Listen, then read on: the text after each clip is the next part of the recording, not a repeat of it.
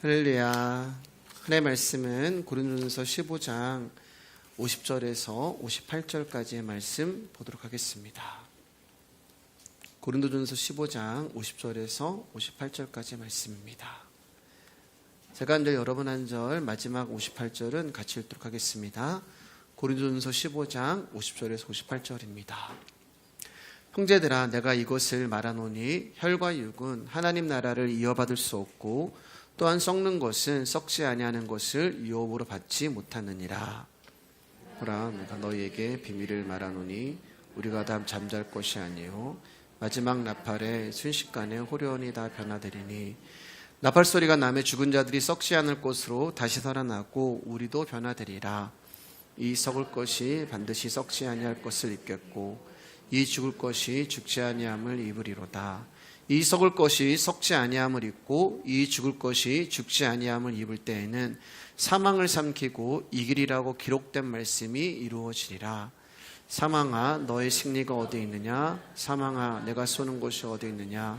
사망이 쏘는 것은 죄요 죄의 권능은 율법이라. 우리 주 예수 그리스도로 말미암아 우리에게 승리를 주신 하나님께 감사하노니. 같이 읽겠습니다. 그러므로 내 사랑하는 형제들아, 견실하며 흔들리지 말고 항상 주의 일에 더욱 힘쓰는 자들이 되라. 이는 너희의 수고가 주 안에서 헛되지 않은 줄 알미라. 아멘. 예수님의 부활을 믿지 않는 고린도 교회 사람들이 있었어요. 바울이 하나님의 말씀을 증거하고 십자가의 죽음과 또 주의 부활을 증거하는데 고린도 교회 성도들 안에 어떻게 죽은 자가 살아난단 말입니까? 그리고 죽은 자가 살아날 때 어떤 몸으로 변화된다는 말입니까? 라고 하면서 바울이 증거하는 말을 반박하게 됩니다. 설교자가 말씀을 전할 때 그 말씀을 믿지 못하는 사람들이 있으면 마음이 참 답답하고 마음이 어려웁기도 합니다. 아마 바울도 마찬가지였을 거예요. 그래서 바울이 고린도전서를 굉장히 15장을 길게 또 장문으로 또 설교하면서 고린도 교회 성도들 가운데 나를 찾아오신 부활하신 예수님, 또 사도들을 찾아오신 부활하신 예수님, 그리고 부활이 무엇인지에 대해서 우리 가운데 자세하게 오랜 시간 동안 들려주었습니다. 고린도전서 15장을 우리가 이제 6번에 걸쳐서 오늘 말씀을 나누게 되는데 오늘이 고린도전서 15장 마지막이 될 것 같습니다. 부활은 두 가지의 부활이 있어요. 첫째 부활이 있고 마지막 부활이 있습니다. 첫째 부활은 무엇이냐? 이 땅에서 저와 여러분들이 복음을 알게 되고 그 복음이 허물과 죄로 죽은 내 안에 오셔서 생명으로 살아나는 것을 첫째 부활이라고 말합니다. 다시 말해서 우리가 성령으로 거듭나는 것을 첫째 부활이라고 말하고 부활에 참여하였다라고 고백할 수 있는 거예요. 그리고 마지막 부활은 우리가 이 땅에 호흡을 거두고 가시적으로, 그러니까 눈에 보이는 거예요. 가시적으로 하나님 나라의 영광스러운 몸으로 변화되어 입성하는 것을 마지막 부활이라고 이야기합니다. 그러니까 우리의 신앙이라는 것은, 우리의 인생이라는 것은 첫째 부활로 시작해서 마지막 부활로 가는 과정을 말하는 거예요. 첫째 부활에서 마지막 부활. 이것을 인생이라고도 이야기하고 믿음이라고도 이야기를 하는 것입니다. 그러므로 첫째 부활에 참여한 성도는 이 땅에서 부활의 삶을 살다가, 왜냐하면 예수님이 내 안에서 부활하셨기 때문에 그 삶을 살다가 마지막 부활에 들어가게 되는 거예요. 그러니까 부활의 삶은 곧 죄와 허물에서 건져진 자들, 성령으로 거듭난 성도들이 이 땅에서 살아가는 모든 삶을 말하는 것입니다. 볼륨 조금만 줄여줄래요? 고린도전서 4장 10절, 고린도전서 15장 31절 두 절 같이 읽겠습니다. 시작. 우리가 항상 예수의 죽음을 몸에 짊어짐은 예수의 생명이 또한 우리 몸에 나타나게 하려 함이라. 여기 보시면 예수의 죽음을 우리가 짊어진다고 말하잖아요. 그러니까 예수님의 죽음이 나와 따로 있는 것이 아니라 내 몸에 짊어지는데 그 죽음이 내 안에서 생명으로 나타난다라고 말씀하고 있어요. 그러니까 예수님이 당신의 목숨을 우리 안에 버리셨고 우리 안에서 살아나신 것입니다. 고린도전서 15장 31절입니다. 시작. 형제들아, 내가 그리스도 예수 우리 주 안에서 가진 바 너희에 대한 나의 자랑을 두고 단언하노니 나는 날마다 죽노라. 나는 날마다 죽는 것이 부활의 삶이 되는 거예요. 우리가 이 땅을 살아가면서 예수님의 언약 안에서 나라는 존재가 점점 죽어가고 날마다 죽어가고 예수의 생명에 대한해서 살아나는 것이 첫째 부활이란 말입니다. 그러므로 이 첫째 부활을 경험하지 못하는 자는, 즉 성령으로 거듭나지 못하는 자는 마지막 부활에 참여할 수가 없어요. 여러분, 제가 지금 굉장히 중요한 이야기를 드리는 거예요. 우리 옛사람이 날마다 죽어나가는 삶은 날마다 예수님의 십자가를 짊어지는 삶이라 할 수 있어요.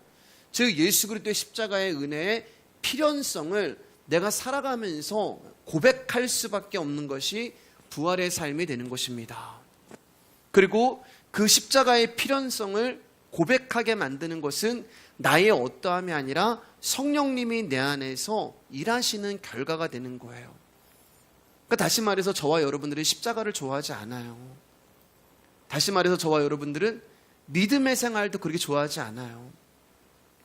저와 여러분들은 십자가의 길을 가고 싶지도 않고 그 십자가를 원하지도 않고 그저 이 땅에서 나 잘 먹고 잘 살고 싶은 그런 존재인데, 그러한 나를 성령님이 찾아오셔서 너는 내 거야 라고 우리를 당신 안으로 끌고 가시는 거예요.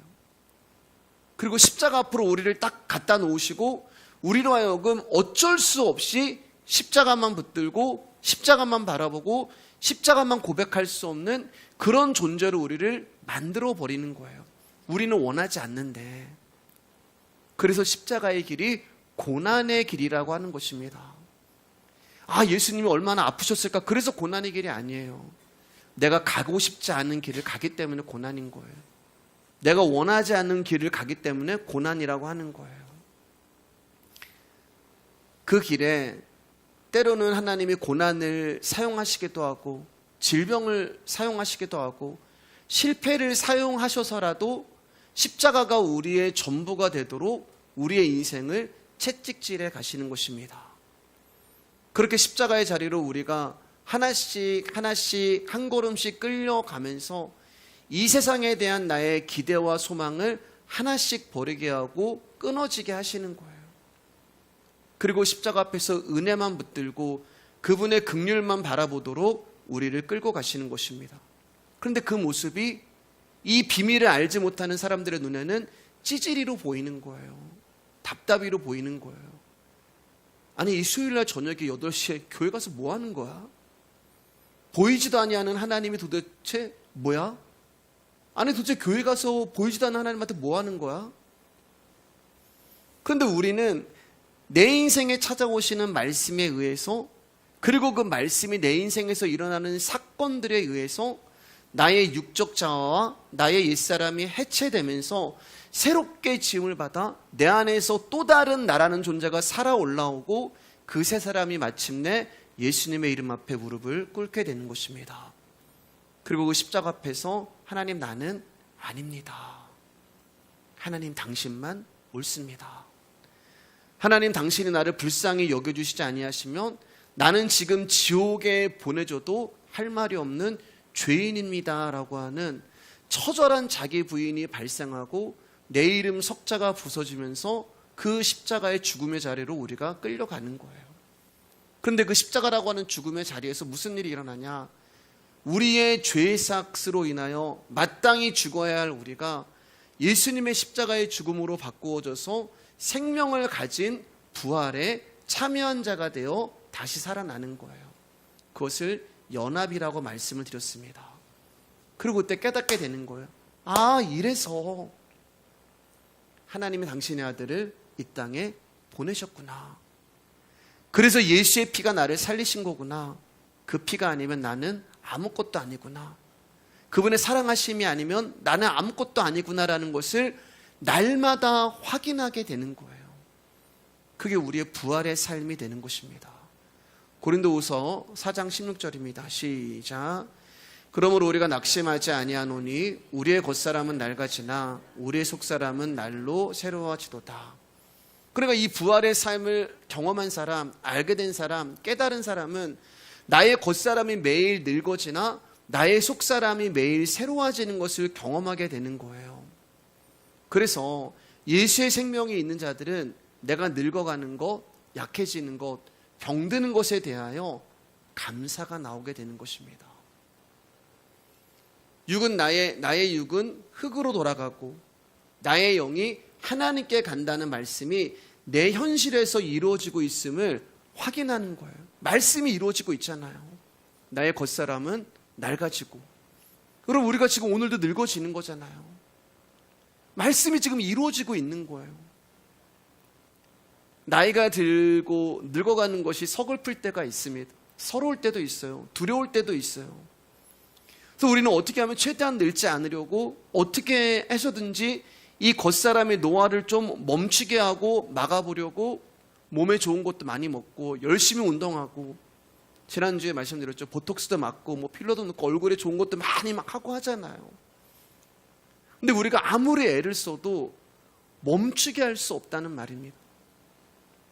그렇게 나의 목숨을 사랑해봤자 안 늙던가요? 유지가 되던가요?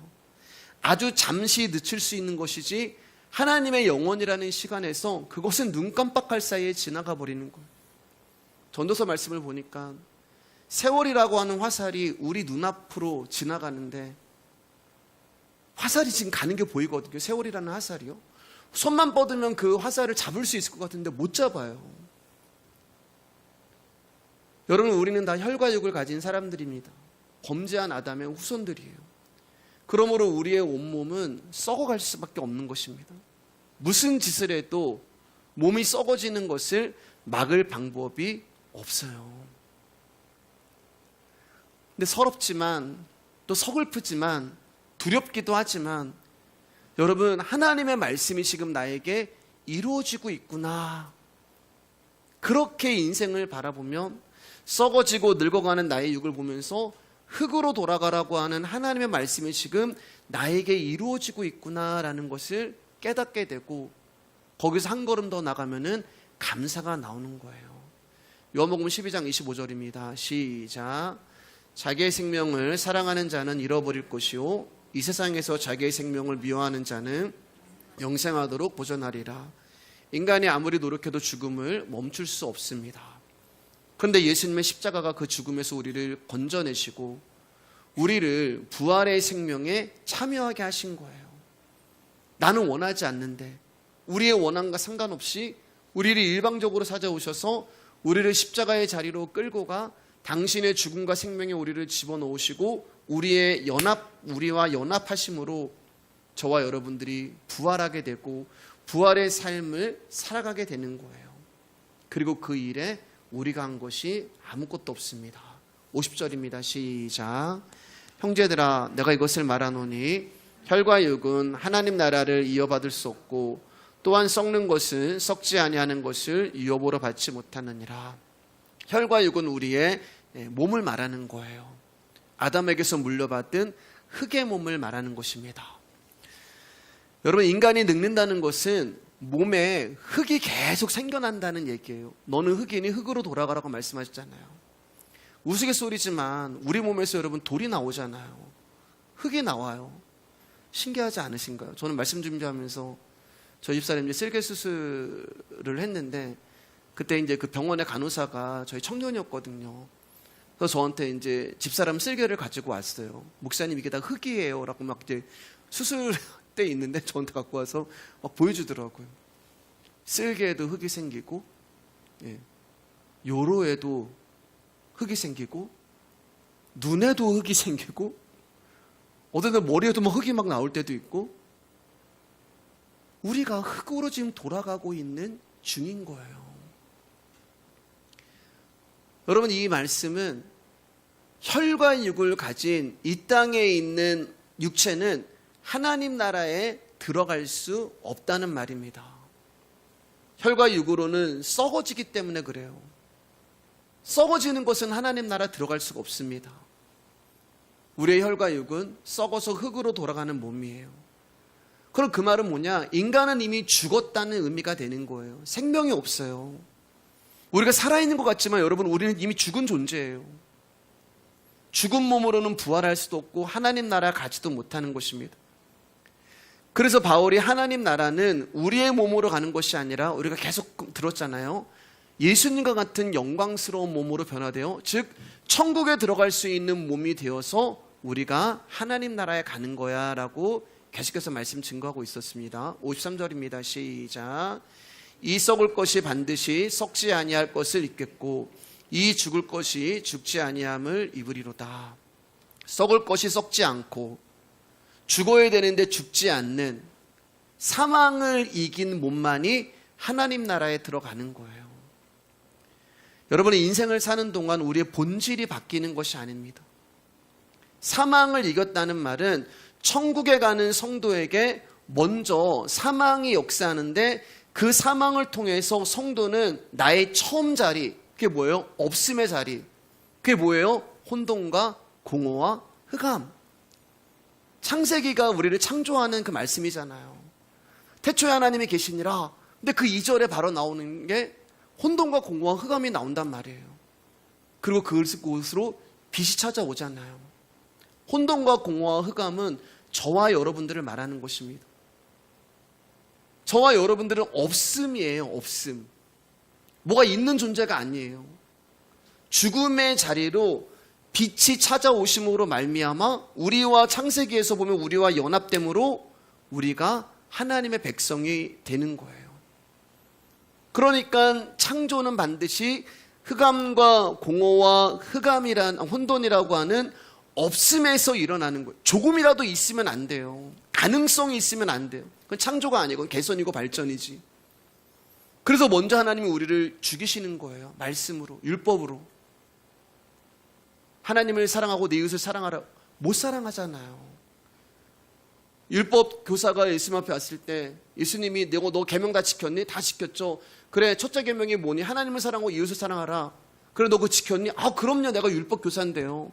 내가 말씀을 증거하는 목사인데요. 하나님 사랑하죠. 이웃 다 사랑했어요. 혹시 당신이 아는 이웃 있어요? 그럼 제가 사랑할게요.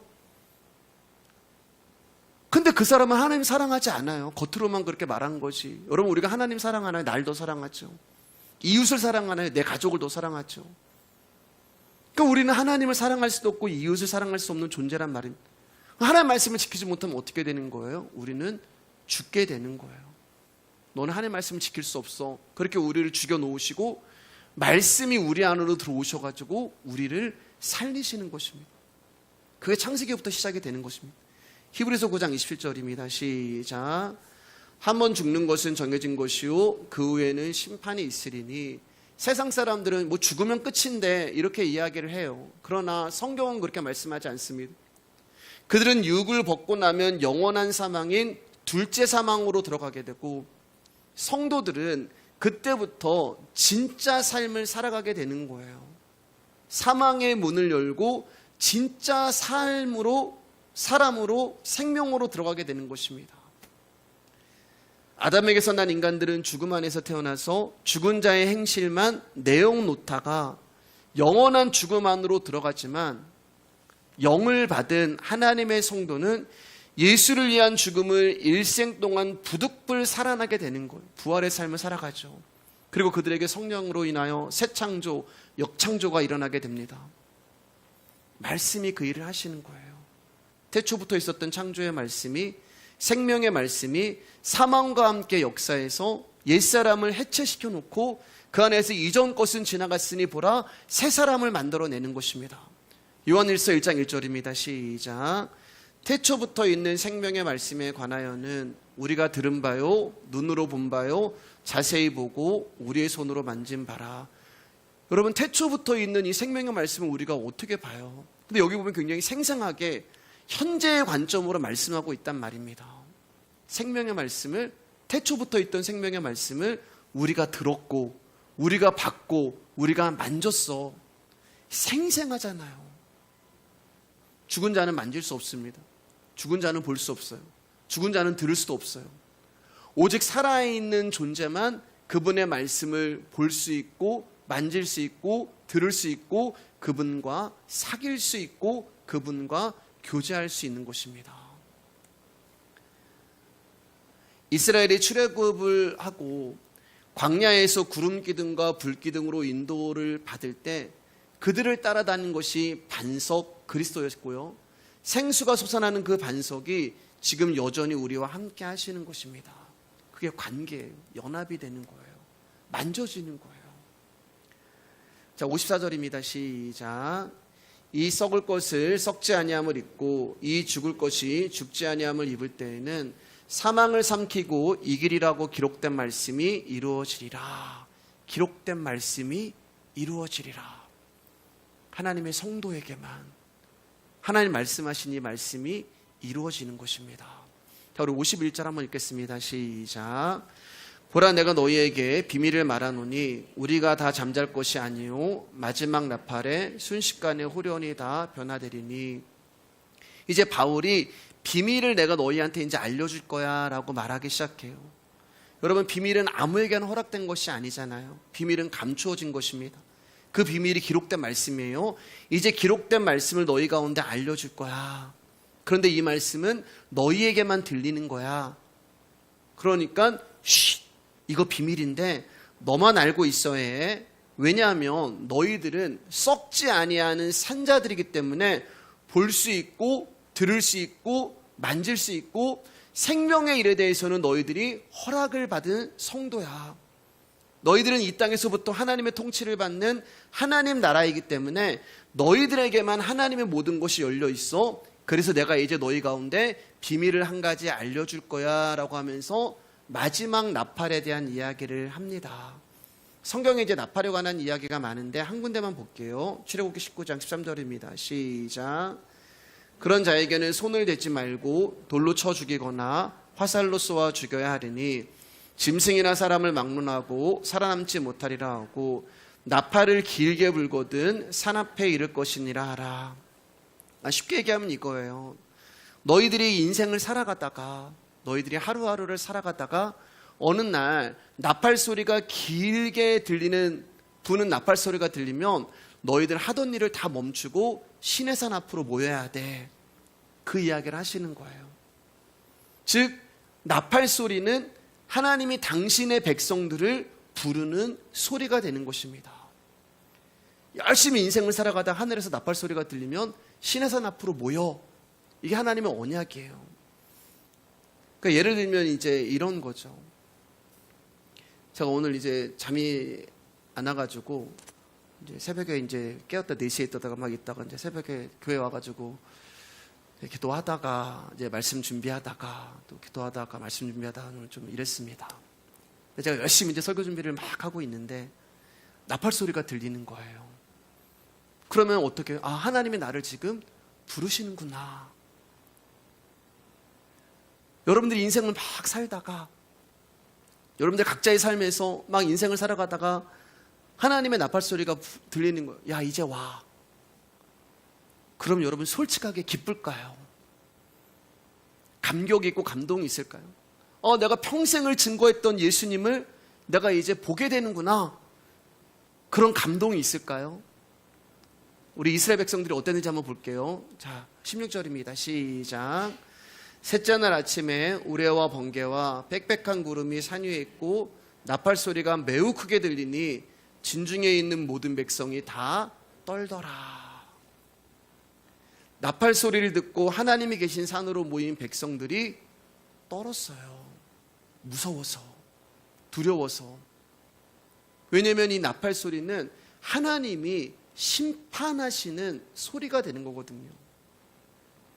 여호와를 보면 죽는다는 경고를 받아 하나님의 세우신 경계를 넘어가지도 못하고 있었습니다. 조상 대대로 말로만 듣던 하나님이었어요.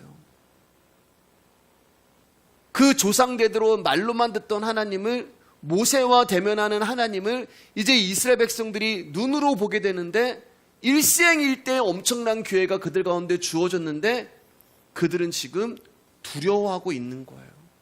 무서움, 공포 그 자체가 되는 것입니다. 왜냐하면 하나님의 나팔 소리는 이 땅을 심판하시는 징조의 출발이기 때문에 그래요. 즉 나팔 소리가 누구에게는 부름의 소리, 구원의 소리가 되지만 누구에게는 심판과 멸망의 소리가 되는 거예요. 그러니까 여러분, 나팔 소리가 똑같이 들린단 말이에요. 다 들려요. 그러면 나팔 소리가 들릴 때 나 역시 이 신의 산이 아닌 저기서 처참한 심판을 받아야 되는데 하나님이 그곳에서 건짐을 받아서 나를 신의 산이라고 하는 하나님 나라에 들어가게 하시는 거구나. 마지막까지. 하나님, 내가 뭐 했어요? 내가 이 땅에서 하나님 이거 하고 저거 하고 나 하나님 나라 갑니다. 물론 그런 당당함도 필요하겠지만 그런 것이 아니라 마지막까지 내가 저기서 저 사람들과 마찬가지로 심판받고 멸망당해야 되는데 하나님의 나팔 소리가 나에게는 하나님 나라로 나를 들어가게 만들어 주셨구나라고 하는 겸손하고 가난한 마음이 그 나팔 소리 앞에 나와야 할 우리의 반응이 되는 거예요. 여러분, 하나님이 물러서 이 세상을 심판하실 때 방주 안에 탄 노아가 나는 살았으니까 너희들 고소하다 그렇게 기분 좋아했을까요? 지금 밖에서 방주를 막 두드리고 손톱으로 방주를 막 긁고 지금 방주 밖에서는 막 난리가 나고 사람들이 막 죽어나가고 있는데 그걸 보면서 노아가 행복했을까요?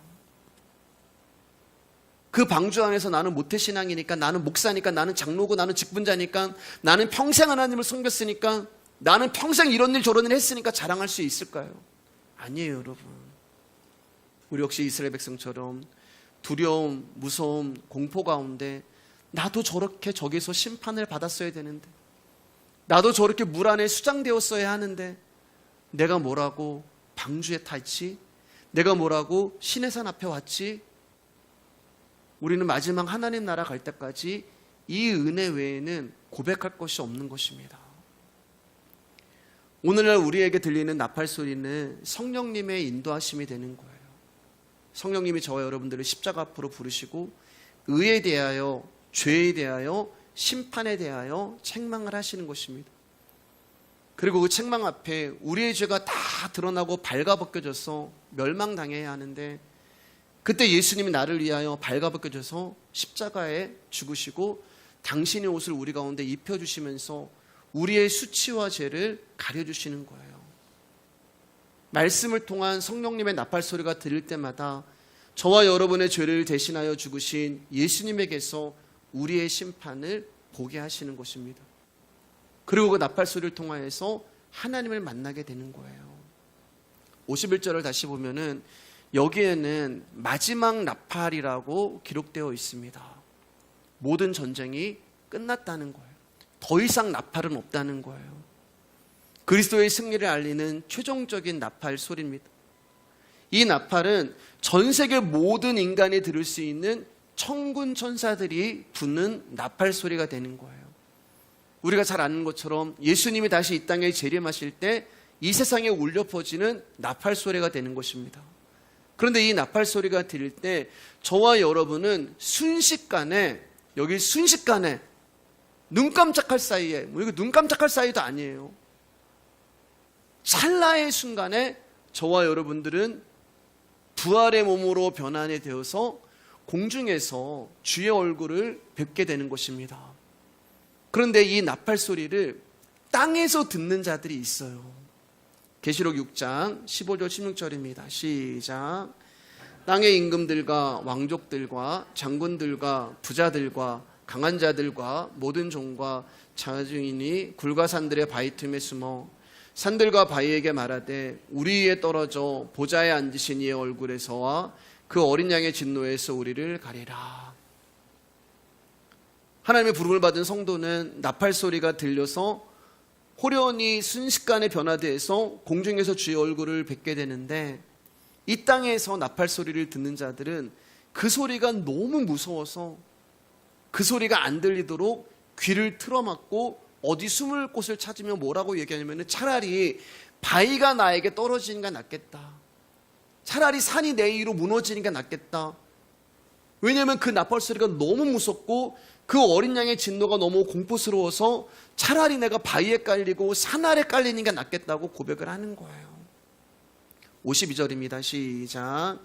나팔 소리가 나매 죽은 자들이 썩지 않을 것으로 다시 살아나고 우리도 변화되리라. 마지막 나팔 소리가 나면은 이 세상과 역사가 종말을 맞게 되는데, 그때는 시공간이 바뀌고 새하늘과 새 땅이 열리게 된다는 거예요. 여기 보면은 죽은 자들이 썩지 아니할 것으로 다시 살아나고, 죽은 자들은 과거거든요. 과거와 현재와 미래가 없어지는 것입니다. 과거가 지금 현재 일어나고 있는 거예요. 즉 시간의 제한을 받지 아니하는 새로운 공간 안으로 우리가 들어가는 거예요.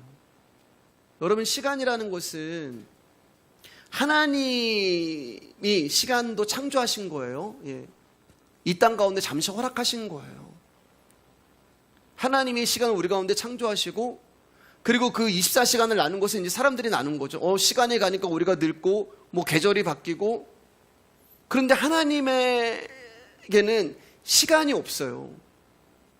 과거도 현재도 미래도 그분께는 없습니다. 그래서 아브라함의 하나님, 이삭의 하나님, 야곱의 하나님이 되시는 거예요. 그 마지막 날에는 모든 시공간이 변하게 됩니다. 시간이 없는 곳으로, 과거가 현재와 미래가 아무런 영향을 받지 아니하는 곳으로 변하게 되는 거예요. 자, 여러분, 이제 여기서 궁금한 거 한 가지 제가 말씀드려 볼게요. 성경을 보면 이제 죽은 자들이 잠을 잔다라고 이제 표현하고 있잖아요. 예, 죽은 자들이 잠잔다. 그리고 잠자던 자들이 예수님이 재림하실 때 다시 살아나서 무덤을 뚫고 일어나서 공중에 들린다, 이렇게 기록되어 있습니다. 근데 어떤 곳에서는 죽은 즉시 부활해서 낙원에 가는 말씀도 있어요. 예수님이 그 십자가에 같이 매달린 강도에게 내가 오늘 나와 함께 낙원에 있을 거야, 그렇게 말씀하시잖아요. 지금 성경이 다른 두 가지를 얘기합니다. 한 가지는 예수님이 오실 때까지 예수님을 믿던 성도들은 잠을 자고 있다가 예수님 재림할 때 하늘로 올라간다. 또 하나는 죽은 즉시 하나님 나라로 간다. 말이 다른 것 같지만 같은 말이에요. 과거, 현재, 미래를 살아가는 우리는 오해할 수 있지만, 과거, 현재, 미래라고 하는 시간이 없는 하나님 앞에는 이것은 질문거리가 안 되는 것입니다. 그러니까 우리는 과거, 현재, 미래라는 시간을 살아가기 때문에 하나님의 영원과 묵시에 대해서 오해를 할 수밖에 없어요. 사람은 누구든지 죽음을 맞는 그 순간에 이 시간에서 벗어나게 됩니다. 그리고 그때부터 영원을 살게 돼요. 영원이라는 말은 무시간, 그러니까 시간이 없다는 뜻이잖아요. 그러니까 무시간의 그 세계에서 이 세상을 보면은 이 세상에서 일어나는 일들이 그냥 한순간이라니까요. 잠깐이 되는 거예요. 근데 시간을 살아가는 인간들에게는 10년, 100년, 1000년, 만년으로 그게 인식이 돼요. 근데 시간이 없는 하나님 앞에서는 10년, 만년, 이게 하루가 1000년이요, 1000년이 하루, 이게 되는 거예요. 그러니까 2000년 전에 이제 초대교회에서 예수님 오실 거야, 재림하신다고 했으니까 예수님 오실 거라고 신앙 지키다가 이제 죽었단 말입니다. 그 사람들이 예수님 재림하실 때까지 무덤에서 잠자고 있다고 하는데, 그 이제 2000년 전이죠. 2000년이라는 시간이 흘러 지금도 잠자고 있다고 얘기하는데, 시간이 없는 하나님의 세계에서 보면은 그게 아무것도 아니란 말이에요. 하루가 1000년이요? 1000년이 하루가 되기 때문에 그렇습니다. 그러니까 몇천 년의 일도 오늘의 일이 되고 몇백 년의 일도 오늘의 일이 되는 거예요. 계시록 21장 1절 3절입니다. 시작. 또 내가 새 하늘과 새 땅을 보니 처음 하늘과 처음 땅이 없어졌고 바다도 다시 있지 않더라. 또 내가 보매 거룩한 성 새 예루살렘이 하나님께로부터 하늘에서 내려오니 그 준비한 것이 신부가 남편을 위하여 단장한 것 같더라. 내가 들으니 보좌에서 큰 음성이 나서 이르되 보라, 하나님의 장막이 사람들과 함께 있으며 하나님이 그들과 함께 계시리니 그들은 하나님의 백성이 되고 하나님은 친히 그들과 함께 계셔서 그러니까 예수 그리스도를 알고 죽은 사람들은 다 하나님과 이미 예루살렘에 함께 계시는 거예요. 그리고 마지막 날에 그 예루살렘이 이 땅으로 내려오시는 것입니다. 좀 더 이제 여러분 이해를 어떻게 하면 좀 더 이렇게 쉽게 할 수 있을까라고 생각하다가 이제 이런 생각이 들었어요. 이제 여러분 이 역사가 이 안에 있다고 한번 생각을 해볼게요. 이제 두루마기 안에 있다고 생각해요. 창세기부터 계시록까지 다 여기 있습니다. 우리는 창세기부터 계시록을 어떤 시간순으로 생각을 하니까 창세기는 옛날 옛적에 일어난 일, 계시록은 아주 미래에 일어날 일, 이렇게 생각을 하거든요. 그런데 여러분 이 창세기부터 계시록에 있는 것을 쫙 펼쳐볼게요. 여기에 딱 이렇게. 그러면 이 한눈에 창세기부터 계시록까지 다 있는 거예요. 순서가 여기서부터 여기가 있는 게 아니고 그냥 한눈에 다 있는 거예요. 이 안에 평면으로 있는 거예요. 창세기부터 계시록까지 이 세상의 역사와 문화와 사고와 사건과 사람과 자연과 그 모든 것들이 시간의 순서에 따라서 있는 것이 아니라 그냥 이 평면에 하나님 보실 때 한눈에 이해가 되시죠? 네. 하나님 보실 때는 다 있는 거예요. 우리는 뭐 옛날 몇천 년 아니에요. 그냥 여기 다 그냥 한눈에 다 있는 거예요. 그리고 마지막 날에 이게 어떻게 되는 거예요? 이게 쑥